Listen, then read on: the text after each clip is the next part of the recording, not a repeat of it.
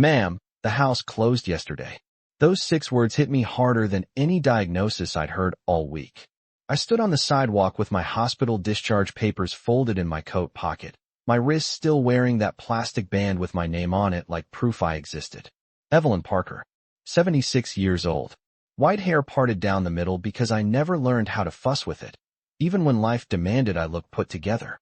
My sweater was the same pale cream one I'd worn into the ER 5 days earlier, back when I still believed I was coming home to my own bed. The February air sliced right through it anyway. 38 degrees, maybe colder with the wind. I leaned on my cane and stared at my front door, and it didn't look like mine anymore. The brass knob I'd polished every spring was gone. In its place was a new, shiny lock that didn't recognize my key. I tried anyway. 1 turn. 2. Nothing. The key felt suddenly childish in my fingers, like a toy from a life I'd imagined. Then I noticed the yard sign, tall and loud on a metal stake. Sold. The letters were bold enough to be seen from the corner. Like an announcement. Like a celebration. Like a joke someone played on an old woman who still believed in family. My suitcase, small, soft-sided, the one my son bought me years ago, sat by my shin. My hand shook as I set it down, not because I was weak, but because my brain was trying to catch up to the picture in front of me. The porch swing was gone. The ceramic pot with the faded red geraniums was gone. Even the little welcome mat I'd had since Jason was in high school, gone. It wasn't just that I couldn't get inside. It was that someone had erased the evidence that I'd ever lived there at all. A car pulled into the street and stopped. A woman stepped out with a clipboard, smiling the way people do when they think they're about to hand you good news. She wore a neat coat and sensible shoes and a scarf that looked expensive. She glanced at me, then at the door, then at the sold sign like she was double-checking her own reality. "Hi," she said gently. "Are you Mrs. Parker?" My throat went dry. "Yes, this is my house." The words sounded strange, like I was repeating a line someone had fed me. She blinked once, then twice, and her smile slipped into something careful. "I'm the listing agent," she said, lowering her voice as if loud truth might break me. "The buyers are scheduled to do their final walkthrough tomorrow." "I assumed you were," she stopped. Her eyes traveled from my cane to my hospital band to my pale sweater. "Ma'am, did you say this is your house?" I nodded, and my eyes burned, but I refused to cry on my own front steps. Not yet. Not in public. Not when I didn't even understand what I was mourning. "My name is on the deed," I said. "I've paid the property taxes for 27 years. I could still see the kitchen in my head, the corner where Jason used to sit doing homework, tapping his pencil like a drum while I stirred soup. I could still smell the lemon cleaner I used on Saturday mornings. I could still hear my late husband's laugh when he'd come in from mowing the lawn, sunburned and proud, tossing his gloves on the counter like he owned the world. And now a stranger with a clipboard was telling me strangers were coming to inspect it like a product on a shelf. The agent swallowed. "The sale? It finalized yesterday afternoon," she said. "The paperwork is complete." I stared at her, and everything inside me went quiet. Complete. Like a puzzle snapped into place. Like my life had been filed away. "Who signed?" I asked. My voice came out thin. The agent hesitated, then looked down at her clipboard. "I'm not sure I'm allowed to." "Who signed?" I repeated, and this time my words had a sharp edge I didn't know I still had. She exhaled slowly. "It was handled by your son," she said. "Jason Parker. And his wife." My chest tightened. Jason. My boy. The one I raised on peanut butter sandwiches and secondhand baseball cleats. The one I sat up with through fevers. The one I defended every time a teacher said he had an attitude. His wife, Kiera, was the only one who'd visited once, staying exactly 12 minutes, tapping her phone the whole time, telling me to rest, like rest was a switch I could flip. I pulled my phone out with clumsy fingers and called Jason. Straight to voicemail. I called again. Voicemail. I texted, "I'm home. The locks are changed. Call me now." The message delivered. Then, almost instantly, 3 dots appeared, vanished, then a reply popped up. Not from Jason, but from Kiera. "Stop being dramatic. We handled everything." For a moment, I just stood there, reading those words until they blurred, until the cold became a distant sensation, and all I could feel was the space where trust used to be. I lowered myself onto the bottom step of the porch, carefully, slowly, like my pride was something fragile I couldn't afford to drop, and I looked at that sold sign again. And in that bright, Shameless word. I realized the truth. They didn't just sell my house while I was in the hospital. They sold the version of me they thought was easiest to discard. I stayed on that porch step until my legs went numb and my pride went quiet. Cars passed, tires hissing on damp pavement, and every driver looked straight ahead like they had learned the American rule about other people's pain. Do not make it your problem. The listing agent lingered a few feet away, shifting her weight, clutching her clipboard like it could protect her from my life. She offered me a business card, then offered to call someone, then finally admitted she did not know what else to do. I nodded as if I understood. I did not. I stared at the new lock and tried to imagine the moment it was installed. A stranger standing on my porch, turning a screwdriver, taking my home apart one small turn at a time. I pictured Jason watching, maybe with his hands in his pockets, maybe looking down like he was ashamed, or maybe not ashamed at all. I could not decide which thought hurt more. My phone buzzed again. Another message from Kiera. You are safe. You can stay at a hotel. We will talk later. The words were polished. Managerial. Like she was closing a support ticket. My thumb hovered over the screen, ready to type something that would sound like begging. I deleted every draft. I would not give her that. Not today. I lifted my chin and looked across the street at the one house that still felt familiar, the small blue ranch with the bird feeder by the window. Linda Reyes lived there. Linda had been waving at me for years, bringing over cookies at Christmas, texting me when storms knocked branches down. I had always told myself I did not want to bother anyone. Now I realized that was exactly how people like Kiera preferred me. Quiet. Isolated. Easy. I pushed myself up with my cane and crossed the street slowly, one careful step at a time, counting each crack in the sidewalk. It was not far, maybe 60 yards, but it felt like walking out of my old life and into whatever came next. Linda opened her door before I even reached the porch. She must have seen the sold sign. She must have seen me sitting there like forgotten luggage. Her eyes widened, and her hand flew to her chest. Evelyn, she said. Oh honey, what is going on? I tried to speak and my throat locked. That is the thing about shock. It does not always come with tears. Sometimes it comes with silence. Linda did not wait for me to explain. She wrapped a thick throw blanket around my shoulders and guided me inside.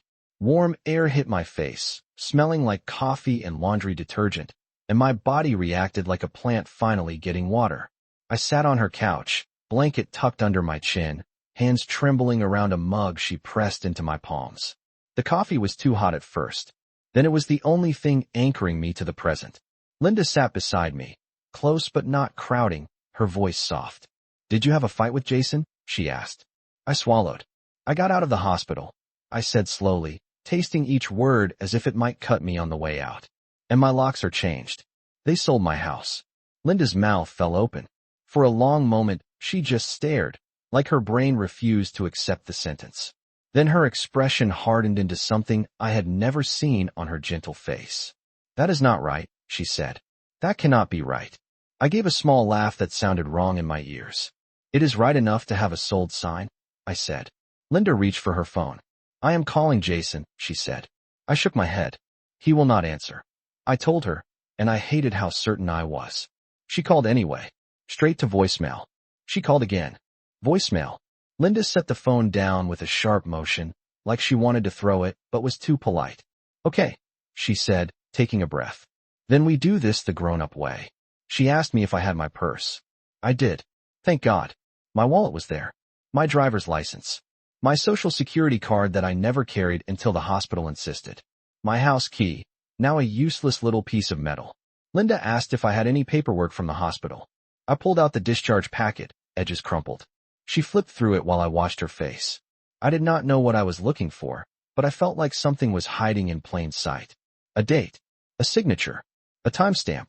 Proof that I had been lying under fluorescent lights while my life was being rearranged.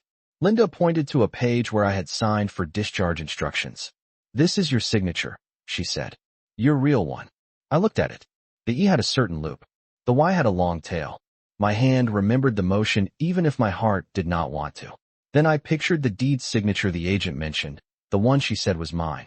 A cold thought settled in my stomach. If someone tried to copy my name, they would not get the loop right. They would not get the tail right. Linda wrote down the name of the county office on a sticky note. She wrote down the number for a legal aid clinic.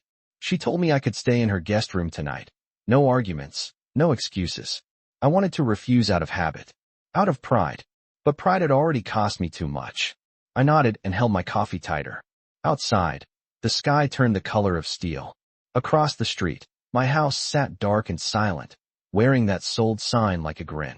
I stared at it through Linda's window and made myself a promise I did not say out loud. Tomorrow morning, I would go to the county recorder. I would pull every page with my name on it, and I would find the exact moment they decided I did not matter. I did not sleep that night, because every time I closed my eyes I saw that sold sign standing in my yard like a flag planted on my name. Linda had made up the guest room with fresh sheets that smelled like sunshine and soap, but my body could not accept comfort when my mind was still locked outside my own front door. I lay there listening to the soft hum of her heater and the distant sound of a late car passing, and I kept thinking about all the small moments that led to this one. Not the dramatic moments, the quiet ones, the ones I excused because I wanted peace. The first time was last spring, when Jason insisted they would handle my property taxes online. He sat at my kitchen table with his laptop open, Kiera standing behind him like a supervisor, and he said, "Mom, it is easier if we do it for you." I remember smiling like a grateful mother, even though something in my chest tightened when I saw Kiera slide a folder toward him and tap the corner like she was directing traffic. Another time was Mother's Day. Jason promised brunch at my favorite diner, the one with the cinnamon rolls as big as a salad plate. He called that morning and said Kiera had a headache, and it would be better to reschedule. Reschedule never came. Then there was Thanksgiving, when I arrived with a pie and a wrapped loaf of homemade bread and found they had already started eating. Kiera did not even look up. She said, "Oh, you made it," and pointed to a folding chair by the hallway like I was extra seating, not family. Jason laughed nervously and said it was just easier this way. Easier. That word again. Easier to push me aside. Easier to pretend I did not have feelings. Easier to train me to accept less. I got up around 3 in the morning and padded to the bathroom, careful on the hardwood floors, cane in hand. In the mirror, I barely recognized myself. My hair was still neatly parted, but the silver looked dull under the light. My face had that hospital paleness, the kind that makes you look like you belong to a different decade.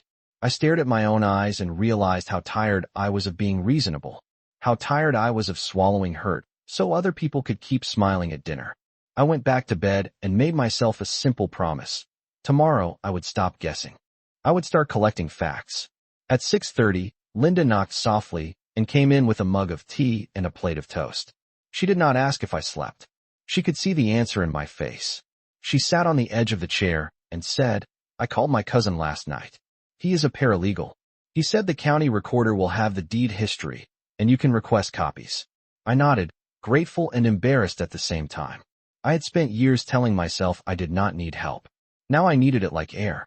Linda drove us in her little SUV, the heater blowing warm on my knees. The sun was up, but the sky stayed gray, the kind of winter morning that makes everything look unfinished. We passed my house on the way. I did not ask Linda to stop, but I turned my head and looked anyway. The sold sign was still there. The porch looked stripped, like someone had taken a picture and then erased the background. A part of me expected to see Jason's car in the driveway, as if he might suddenly appear and say this was all a misunderstanding. The driveway was empty. Linda parked at the county building, and we walked slowly across the lot, my cane tapping a steady beat that felt like the only stable thing in my life. Inside, the air smelled like paper and cleaning solution. A line of people waited under fluorescent lights, holding folders, holding clipboards, holding their own private problems. I felt strangely calm, like my body had finally decided panic was a waste of fuel. When it was my turn, I stepped up to the counter and said my full name, Evelyn Parker, and gave my address out loud. Saying it felt like reclaiming something. The clerk typed, clicked, frowned, and then looked up at me. Her eyes flicked to my hospital band, then back to the screen. She said, "I can print the record, ma'am. There is a transfer filed." The words landed quietly, like snow falling. Transfer filed. My throat tightened, but I did not let it show. I asked for the copies. I asked for every page. I asked for the dates. I asked for the name of the notary. The clerk slid the papers toward me, and my hands steadied as I took them.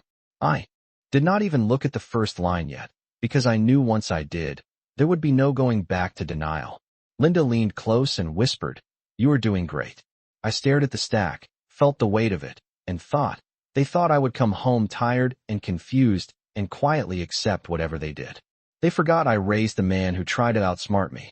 I carried the papers out of the county building like they were both a shield and a sentence. The stapled stack felt heavier than it should have, because it was not just ink and dates, it was proof that something had happened to my life while I was lying under thin hospital blankets. Linda steered me to a bench near the lobby windows where weak winter sunlight tried its best and failed. I sat down slowly, came between my knees, and smoothed the first page with my palm the way I used to smooth Jason's hair when he was small and angry and did not know why. The top line showed my address, printed clean and official, the same address I had written on Christmas cards for decades. Then my eyes dropped to the section that mattered, and my stomach tightened so hard I had to breathe through my nose to keep my face calm. It listed a transfer date that fell right in the middle of my hospital stay, right between blood pressure checks and meal trays I could not finish. It named Jason as the person who signed on my behalf, and it listed an authority that made my skin go cold. Durable power of attorney. I stared at those words until the letters blurred. Durable power of attorney. The phrase sounded like furniture, like something you bought and forgot, not the key that could open every door in your life. Linda leaned in, reading over my shoulder, and I felt her go still. Do you have a power of attorney? She asked softly. I did not answer right away because the memory arrived all at once, sharp and inconvenient. 2 summers ago, after my husband passed, I had been drowning in paperwork and grief and casseroles from church ladies. Jason came over every evening that week. He mowed my lawn, carried out the trash, and stood in my kitchen telling me I would never have to be alone. Kiera came once, wearing a neat blazer like she was going to a meeting, not a house full of mourning. She set a folder on my table, tapped it with one long fingernail, and said, Evelyn, you need to be practical. If something happens, someone has to handle your affairs. Jason will do it. It is standard. She said standard the way you say weather, like it is unavoidable. I remember hesitating, because my hand was still shaky from crying, and because I did not like signing things I did not fully understand. Kiera smiled, but it did not reach her eyes. She slid the papers closer. This protects you, she said, slow and firm, like she was training a child. It keeps strangers from making decisions. It keeps everything in the family. Then she glanced at Jason, and he nodded like a man trying to earn a gold star. Mom, he said, it is just in case. I signed, because I was tired and because I wanted to believe them. Because the word family still felt safe in my mouth back then. Now I sat on a county bench and realized how carefully Kiera had chosen her timing. Grief makes you soft. Grief makes you grateful. Grief makes you easy. I turned the page and found the notary section, the part one usually skimmed. A name, a stamp, a commission number. My eyes locked onto the location line and my mouth went dry. It was not signed at my kitchen table. It was not signed at a lawyer's office where someone might have looked me in the eye and asked if I understood. It was signed at a shipping store across town, a place I had not been inside in years. I could picture it, the smell of cardboard, the racks of tape, the counter cluttered with forms. I pictured Kiera there, posture straight, voice crisp, guiding Jason through the process like she was checking items off a list.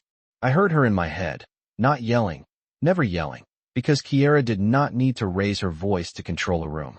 She just needed to speak like decisions were already made. I turned another page, and there it was, the signature that was supposed to be mine. It was close enough to fool a stranger. It had the right number of letters. It even tried to copy the loop on my E. But it was wrong. The curve was stiff. The tail was short. It looked like a person who practiced in a hurry, not a woman who had signed her name the same way for 76 years. Linda inhaled sharply. That is not you, she said. I nodded once, because if I opened my mouth, something loud and messy might come out, and I was done being messy for them. I traced my finger along the date again, then along the notary stamp. A small detail caught my eye, tiny as a splinter, the notary commission expiration. It ended last month. My heart gave a hard, steady thump. Notary commission expired. It was not proof of everything, but it was proof of something. It was a crack, a mistake, the kind of mistake people make when they think no one will check. I looked out the window at the flagpole in front of the building, the flag snapping in the wind like it was impatient. I thought about Kiera's text the day before, telling me I could stay at a hotel like I was a visitor in my own life. I thought about Jason's silence, the way he let her speak for him, the way he let her turn my years of mothering into a problem to manage. Linda squeezed my hand, warm and steady.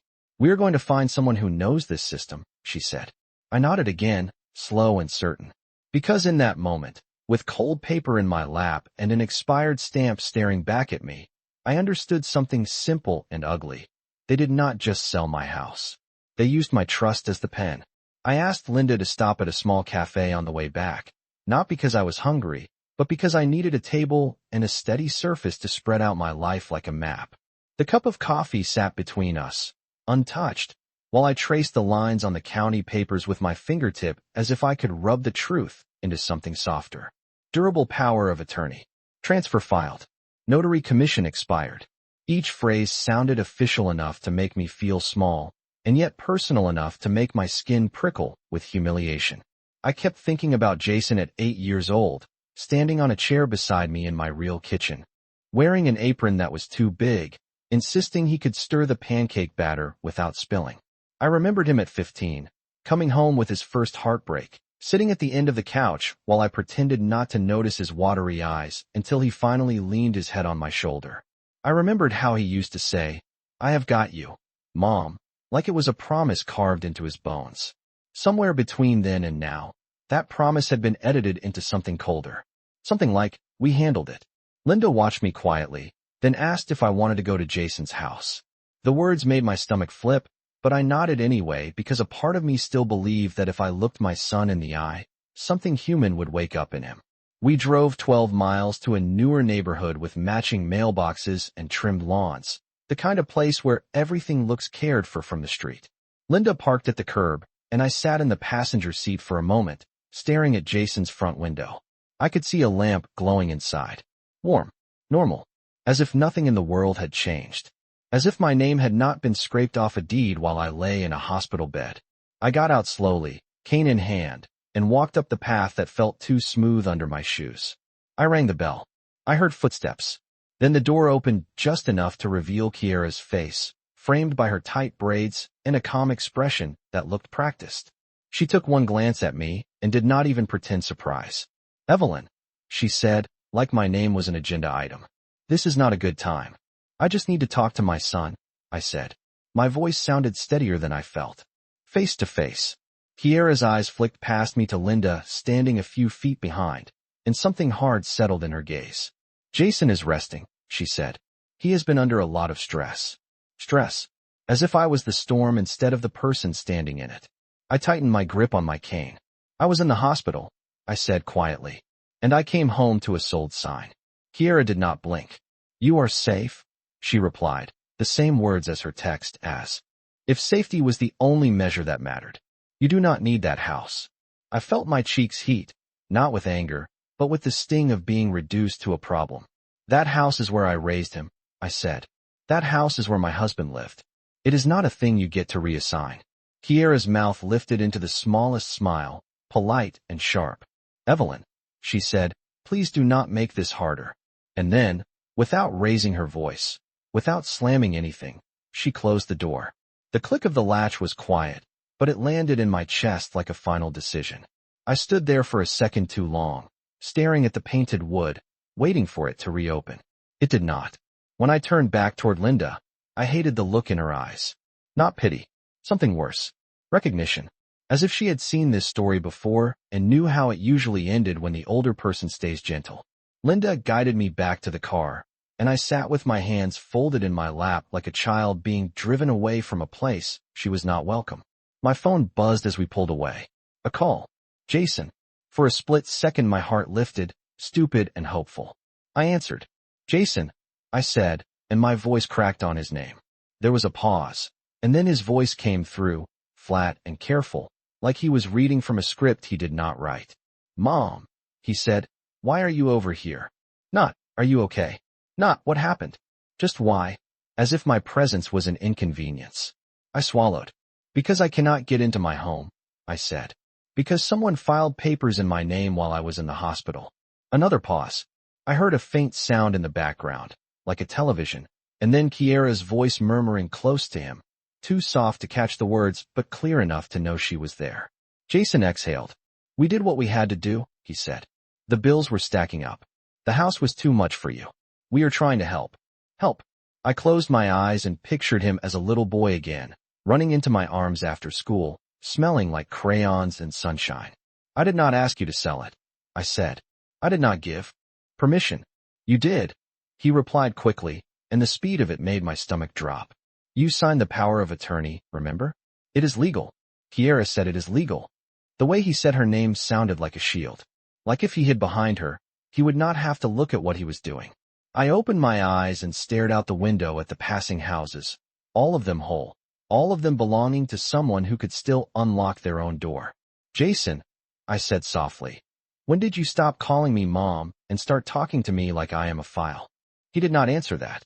Instead he said, please do not embarrass us. And I knew, in that one sentence, exactly how far away my son had drifted.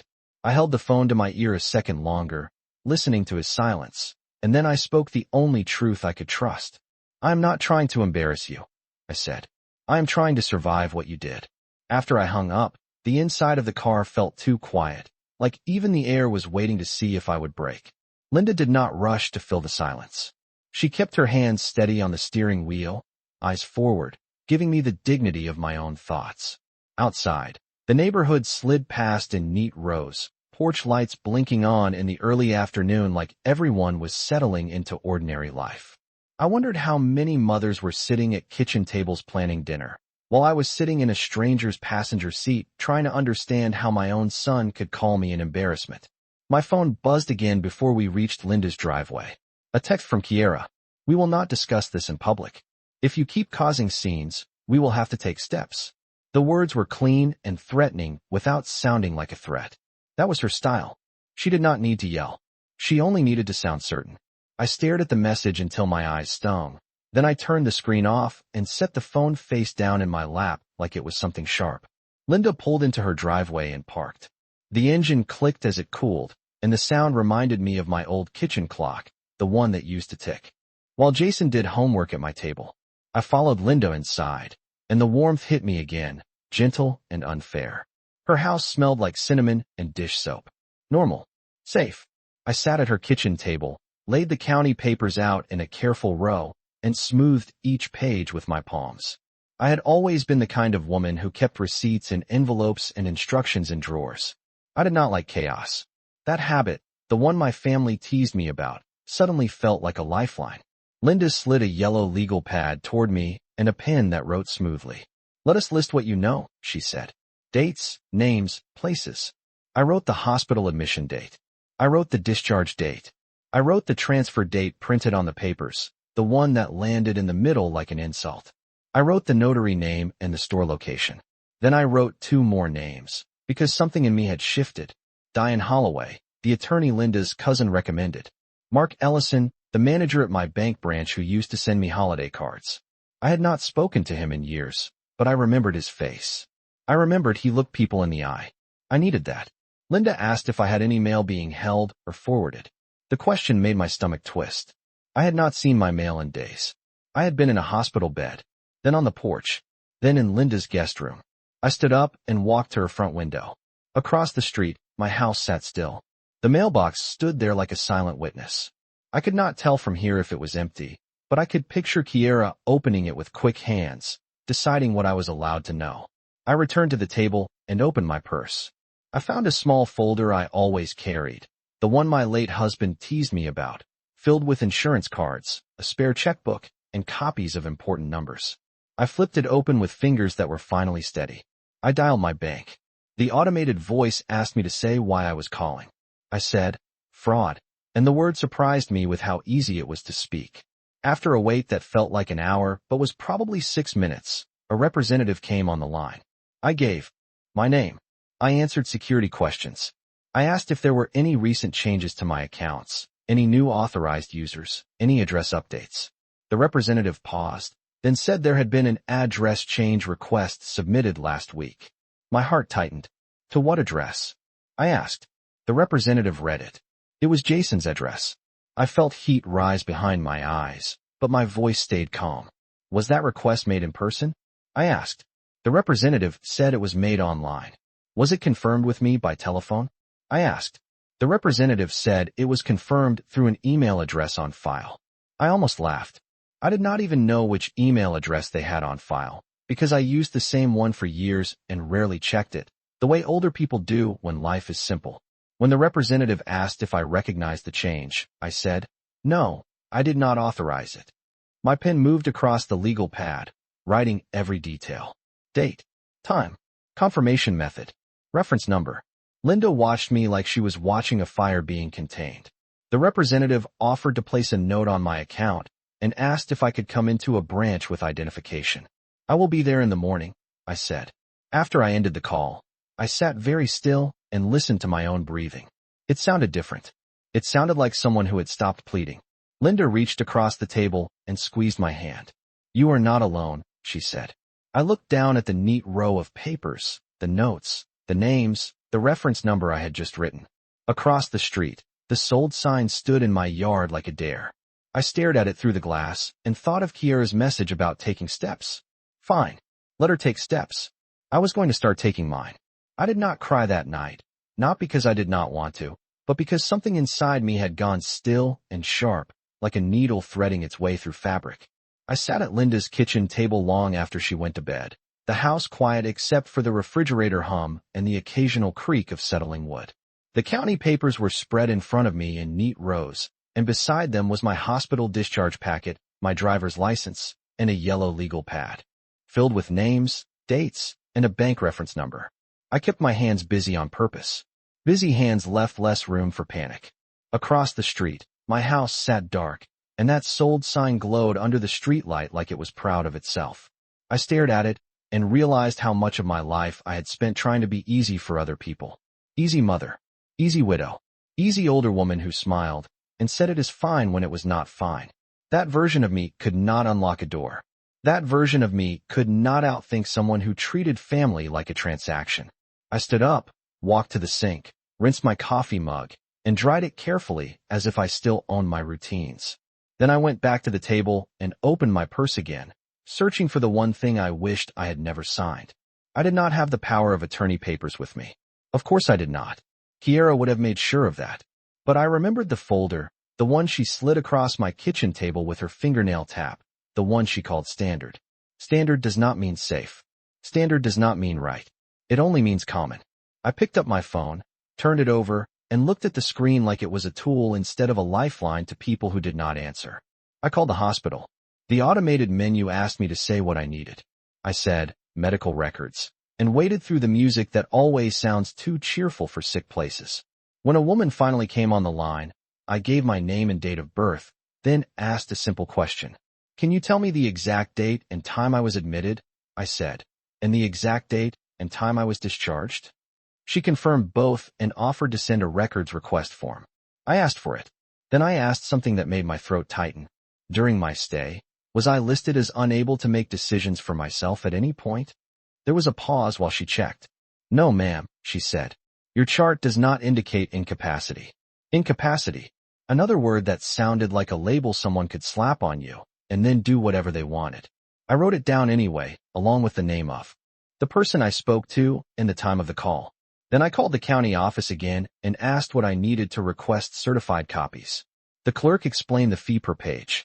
I did the math in my head, dollars and cents, and felt a strange calm. Money had always scared me a little after my husband died, but fear was a luxury now. I would pay for the truth. Linda came into the kitchen in her robe around midnight, hair messy, eyes soft. Evelyn, she whispered, you need rest. I looked up at her and saw how worried she was, and I felt something warm in my chest that had nothing to do with coffee. I will rest, I said, but first I am going to make 2 phone calls. Linda nodded, like she understood the kind of rest I meant. The first call was to Diane Holloway's office. I left a message with the answering service, slow and clear, no trembling in my voice. My name is Evelyn Parker, I said. I need legal help urgently regarding a property transfer and a power of attorney. I have documents. Please call me in the morning. The second call was to my bank branch, asking to speak to Mark Ellison. I did not reach him, but I left a message with the teller who sounded young enough to be my granddaughter. Tell him Evelyn Parker will be there at opening, I said. It is urgent. After the calls, I gathered my papers into stacks, clipped them with binder clips Linda found in a drawer, and slid them into a tote bag.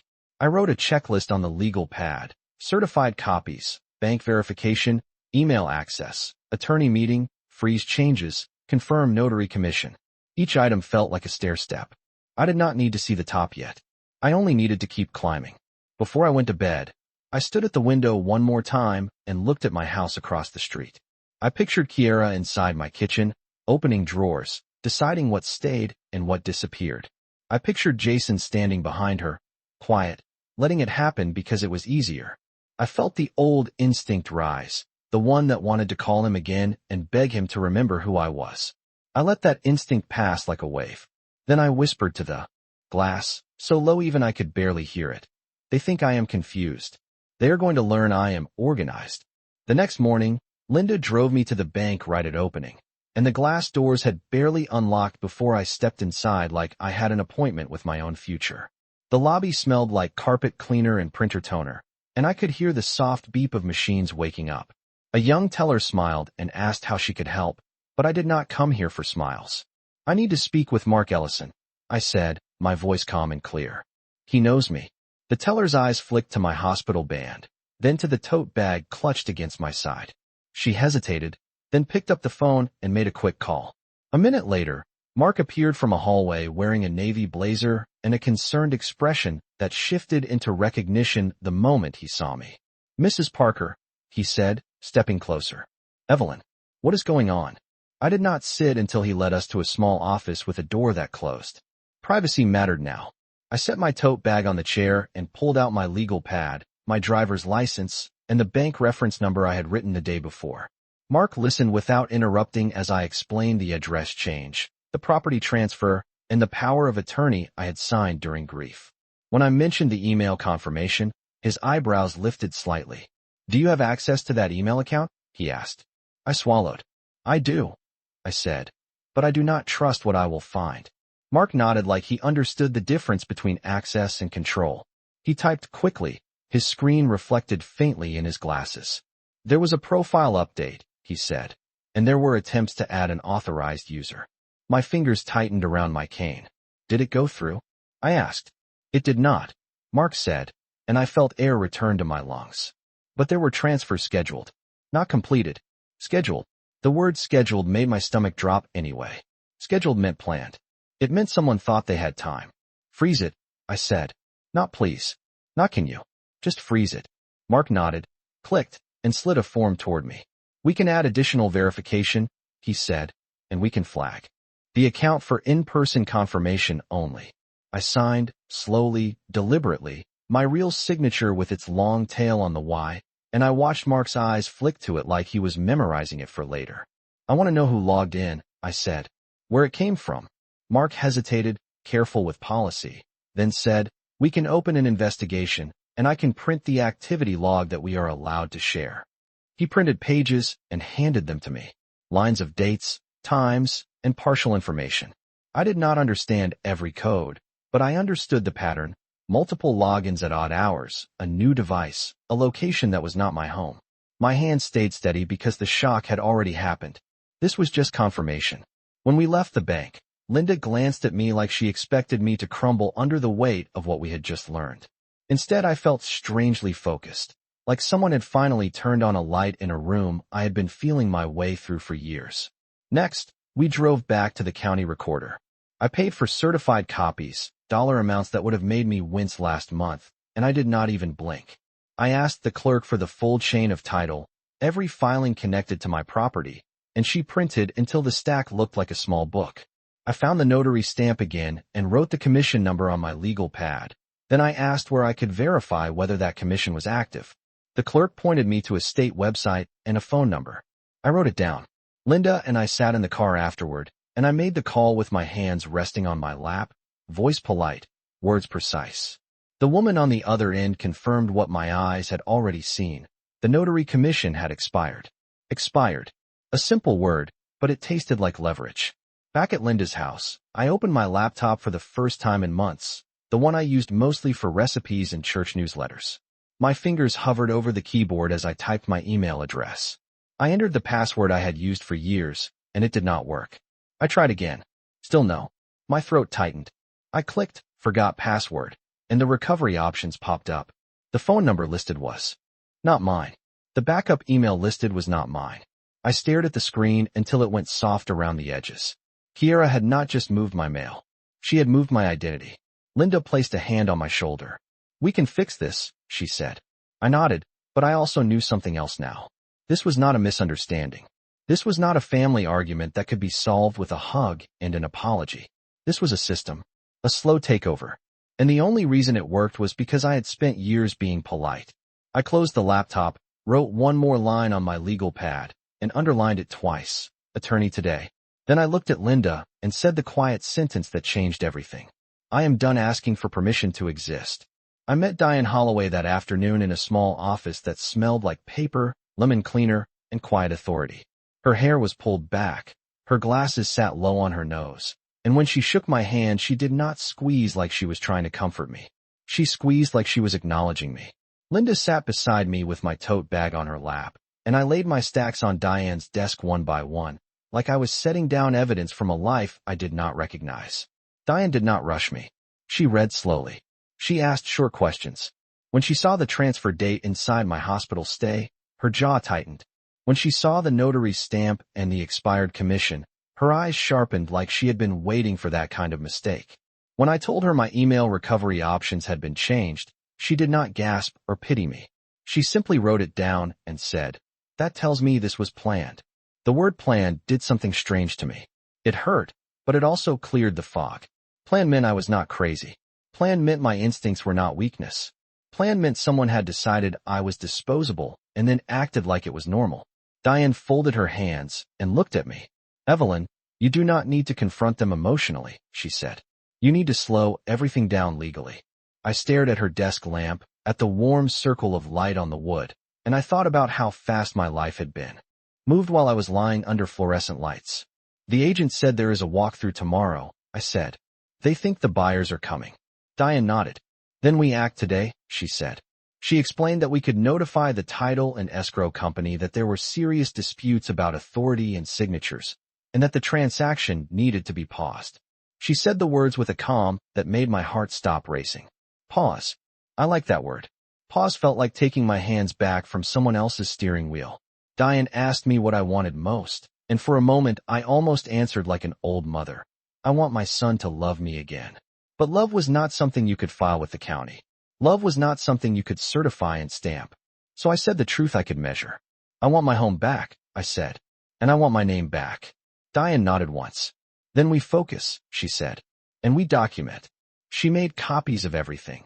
Then she wrote a letter on firm paper with her name at the top, the kind of paper that makes people sit up straighter when they see it.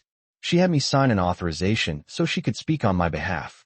When I signed, she watched my hand carefully, as if she was memorizing the shape of me. Then she looked at Linda and said, "I also want a witness to her condition and her timeline." Linda nodded, eyes bright with determination. Diane's phone rang while she was drafting something else, and she answered, listened, then covered the receiver and said, "They have been trying to reach you." She slid the phone toward me. On the screen, my son's name glowed like a dare. "Jason." I did not pick up. Diane raised an eyebrow. "Do you want to speak to him?" she asked. I looked at the phone and felt something steady settle in my chest. "Not like this," I said. "Not on their terms." Diane leaned back. "Then we choose the terms," she said. That was the moment I understood what a trap really was. It was not screaming. It was not drama. It was a quiet hallway where the right people were standing at the right time. Diane suggested a simple move. If Jason and Kiera believed I was ready to cooperate, they would hurry.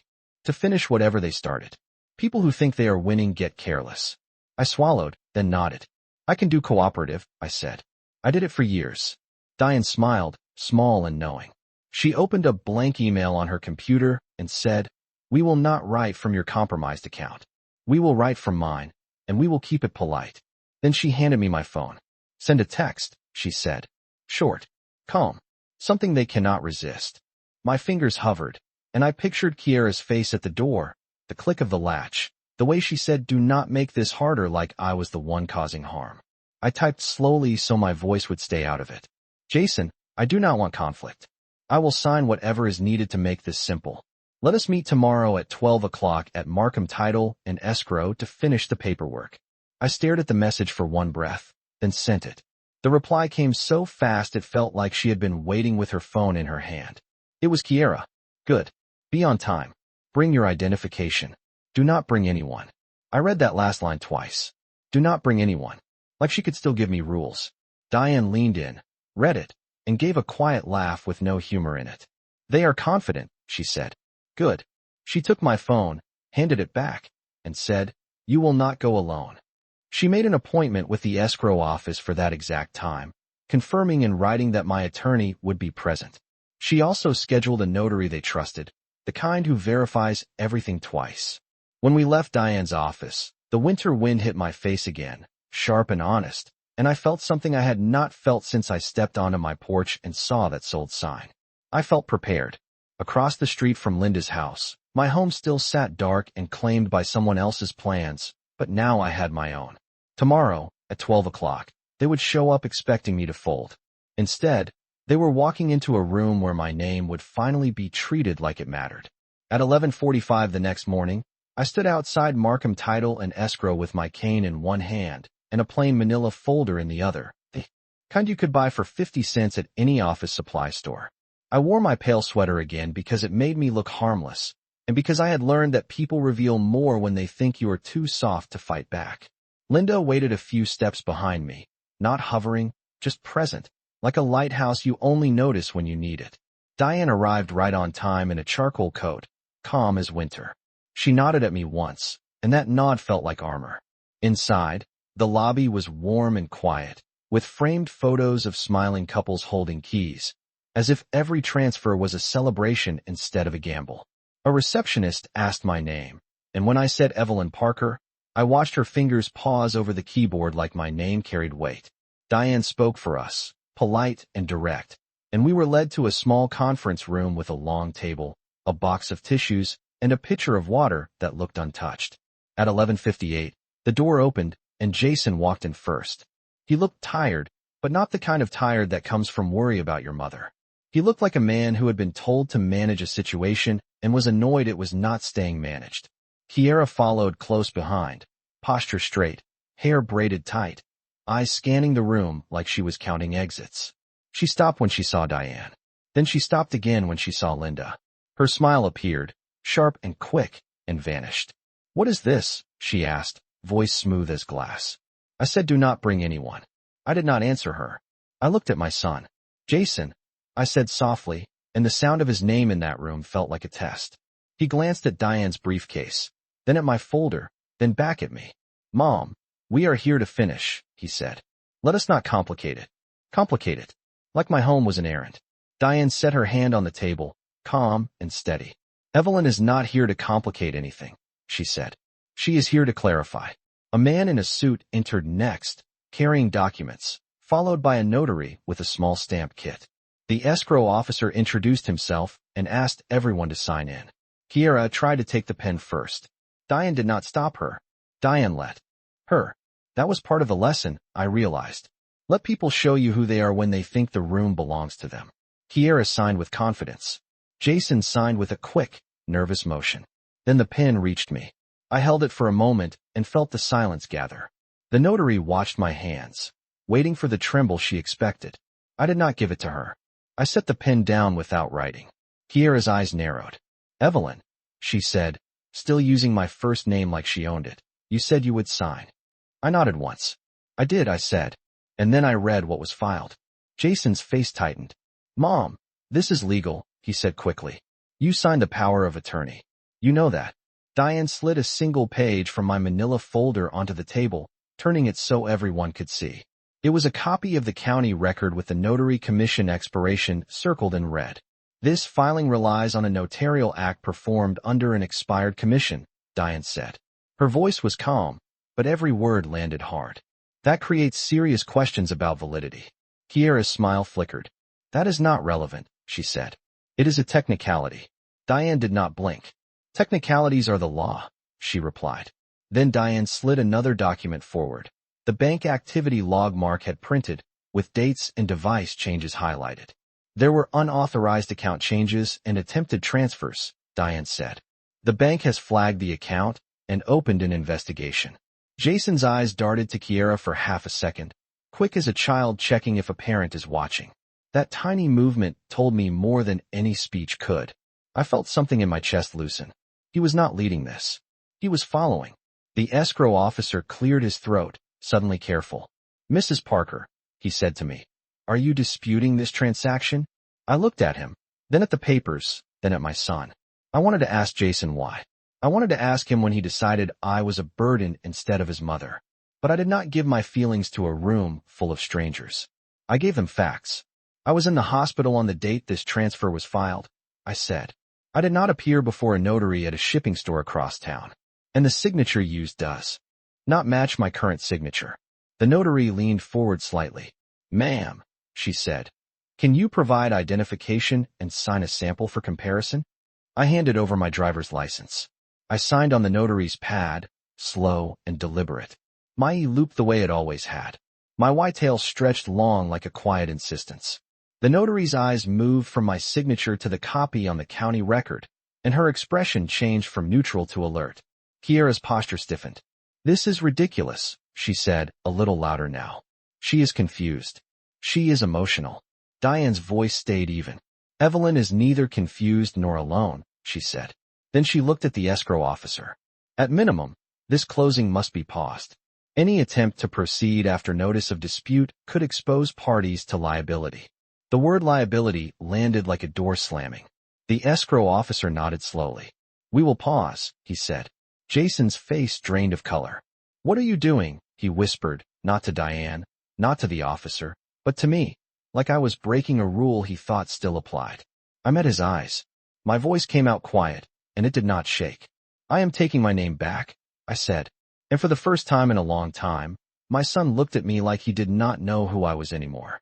The room did not explode into drama the way Kiera probably expected. It got colder instead, not in temperature, but in attention.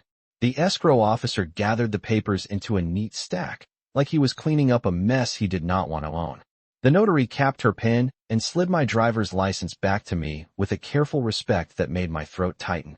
Jason stared at my signature sample as if it had just become a stranger. Kiera sat straighter, shoulders squared, eyes bright with that controlled anger she wore like perfume.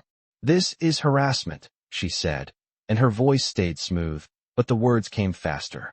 "You are letting her get manipulated. She is upset, and she is confused." I did not look at her. I kept my eyes on Jason, because I needed him to understand what it felt like to be seen and still dismissed. "I was upset when I saw a sold sign in my yard," I said quietly. "I am not confused. There is a difference." Diane folded her hands on the table. "Evelyn is disputing the authority used to transfer the property," she said. "You have now been formally notified. The correct next step is to pause, preserve documents, and allow counsel to address validity." The escrow officer nodded, relieved to hide behind procedure. "We will place the file on hold," he said. "No further action until the dispute is resolved." Kiera's gaze snapped to him. "You cannot do that," she said. "The buyers have movers scheduled." He swallowed. "We can and we will," he replied, and his tone had the flat firmness of someone protecting his company. Kiera turned back to me, and I saw the calculation in her eyes, the quick scan for the weakness she used to find so easily. She did not find it. I could feel my pulse, steady as a metronome, and I realized how much power there is in simply not begging. Jason finally spoke, and his voice sounded smaller than I remembered. "Mom," he said, "why did you bring a lawyer? Why are you doing this to us?" The word "us" landed wrong, because I could hear who he meant by it. Not us, mother and son. Us, him and Kiera. I let the silence stretch just long enough for him to feel it. Then I answered with the truth he could not talk his way around. "I brought a lawyer because you changed the locks on my house while I was wearing a hospital band," I said. "I brought a lawyer because my email was taken from me. I brought a lawyer because you did not come to my porch and explain. You sent your wife to close a door in my face." Kiera flinched at the word wife like it was an insult. Jason blinked hard, and for a moment I saw something raw in him, something that looked like shame trying to surface. Then Kiera leaned in, voice low, aiming at him instead of me. "Jason, do not let her do this," she said. "She is trying to control you." She always has. That sentence could have broken me months ago. It would have sent me scrambling to prove I was a good mother, a kind mother, an easy mother. Instead, it made a strange calm settle over me. Because now I could see it clearly. When Kiera could not control me, she tried to turn Jason against me. Diane opened her briefcase and set a single document on the table, face down at first, like a card in a game. Evelyn also intends to revoke the prior power of attorney, she said. Effective immediately. She turned the paper over. The heading was plain. The language was firm. My name was printed correctly, large and undeniable. Kiera's eyes narrowed as she read, and I watched the tiny twitch in her jaw when she realized there were rules she could not talk her way out of. You cannot revoke it, she snapped. Diane's expression did not change. She can, she said. And she is. Jason stared at the paper, then at me, then down at his hands. Mom, you signed it. He whispered, like that one fact was supposed to erase everything else. I nodded. I did, I said. I signed it when I was grieving and I trusted you. That trust is gone. The words were simple, but they felt like a door I was closing from my side for the first time. The escrow officer cleared his throat again. We will need copies of counsel letters, he said, already moving toward the exit. We will communicate with all parties. The notary gathered her kit quietly. Linda stood behind me, still and steady, and I could feel her support without needing to look. Kiera pushed her chair back an inch, just enough to show she wanted control of the room again. Fine, she said, lips tight. Then we will handle this another way. Diane's eyes stayed on her. You have been handling things, Diane said. That is the problem. I stood up slowly, cane in hand, and the small act of rising felt like reclaiming height I did not know I had lost. I looked at Jason one last time. You can be my son again, I said softly. Or you can be her accomplice. Either way, I am done being erased. I turned and walked out without waiting for an answer. And the most surprising part was this. My legs did not shake, and neither did my voice. By the time we reached Linda's driveway, my hands were warm for the first time in days, not from the heater, but from certainty. I did not know how long the legal steps would take, but I knew the direction. Forward. Not back into pleading. Diane called me that evening to say the escrow company had confirmed the hold in writing and the title department had requested all supporting documents. The buyers were notified. The walkthrough was canceled. The moving truck was not coming. That night, I slept for 4 full hours, and when I woke up at 2 in the morning, I did not wake up in panic. I woke up listening. The house was quiet. Across the street, my house was still there, still mine in every way that mattered except the lock on the door. The next week moved like winter weather, slow and stubborn. Diane sent certified letters. The bank added in-person verification and blocked any further online changes. Mark Ellison called to confirm the investigation was active and that my accounts were protected. The state office confirmed again, in writing, that the notary commission tied to the filing had expired before the date on the document. Each piece was small. Together, they formed a wall. Jason tried to call twice. I let it go to voicemail. Kiera sent one message that said, "This is going to cost you." And for the first time her words did not make me smaller. They made me careful. Diane told me to keep every text, every voicemail, every timestamp, and I did, because I had learned the difference between being quiet and being prepared. 10 days after the escrow meeting, Diane called with a sentence I did not realize I had been holding my breath for. "They are backing away," she said. "The title company will not insure this transfer with the dispute and the notary issue. The buyers are demanding their money back. The closing is effectively dead. Dead. Final. Clean." I sat at Linda's table and closed my eyes, and the relief that moved through me was so strong it felt like grief leaving my bones. Not because I had won a fight, because I had stopped a theft. 2 mornings later, Diane arranged a civil standby, just a uniformed officer present, so there would be no arguments, no misunderstandings, no stories later about what happened. Linda drove me back to my street. 38 degrees again, the same sharp air, the same winter light. The sold sign was still in my yard, but it looked different now. Smaller, temporary, like a lie that had run out of breath. A locksmith met us at the curb. Diane stood beside me, calm as stone. I watched the officer's steady posture, the way his presence made everything quiet. The locksmith removed the shiny new lock and held it up for a second like evidence, then set it aside. When he installed a new one, He handed me 2 keys. They were cool and heavy in my palm. Real. I walked up my porch steps slowly, cane tapping, and for a moment I thought my legs might shake from memory. They did not. I opened the door. The smell inside hit me first. Not entirely mine anymore, but still familiar under the Jean-ness, like my home had been holding its breath. Some drawers were shifted. A few cabinets were rearranged, but the walls were still my walls. The sunlight still fell across my kitchen floor the same way it always had. I set my tote bag on the counter and stood there, letting the quiet surround me. Then I did something I had not done since the hospital. I made tea. The kettle whistled, and the sound felt like a small anthem.